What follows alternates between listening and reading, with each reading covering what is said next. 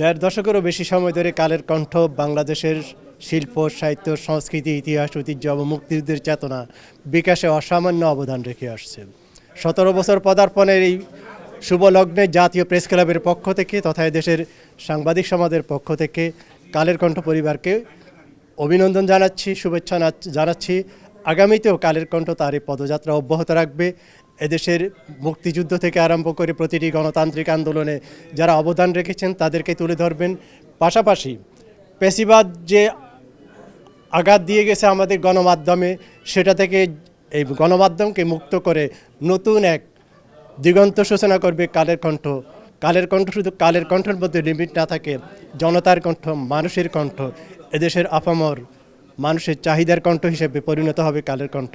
বর্তমান যিনি কালের কণ্ঠের হাল ধরে আছেন সাধারণ সভাপতি হাসান আবি, একজন কবি মানুষ, ক্রিয়েটিভ মানুষ, তার হাত ধরে কালের কণ্ঠ আরও অনেক দূর এগিয়ে যাবে বলে আমরা বিশ্বাস করি।